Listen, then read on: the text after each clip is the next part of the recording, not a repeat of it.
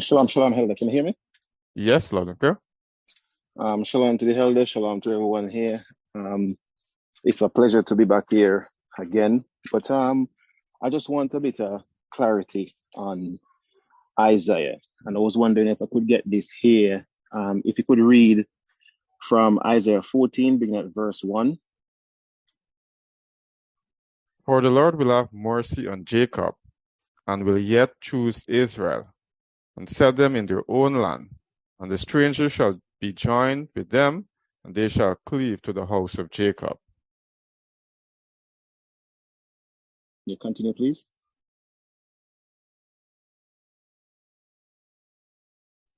And the people shall take them and bring them to their place, and the house of Israel shall possess them in the land of the Lord for servants and handmaids. And they shall take them captives, whose captives they were, and they shall rule over their oppressors. And if you could finish at 3, please. Thank you. And it shall come to pass in the day that the Lord shall give thee rest from thy sorrow, and from thy fear, and from the hard bondage wherein thou was made to serve. Yeah, can I get some explanation on that there, please? Isaiah 14. Thank you. And shalom. Yes, what exactly do you need explained there in Isaiah 14?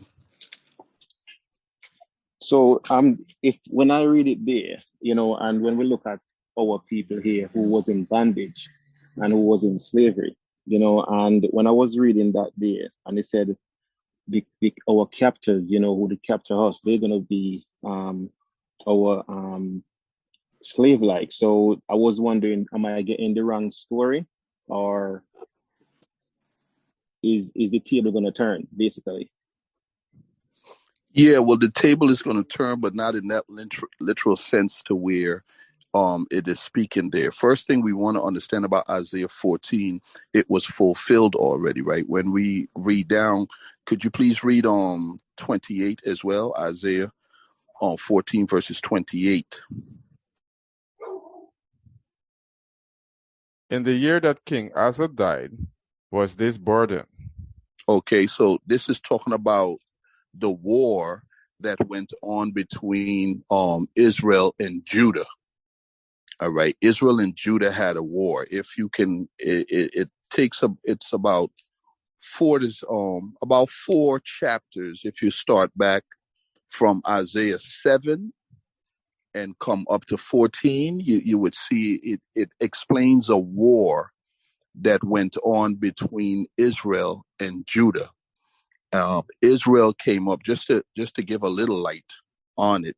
Let's go back to Isaiah 7, and let's just read verse 1 and 2, maybe up to 3, just to give a little light on the story that's going forward here.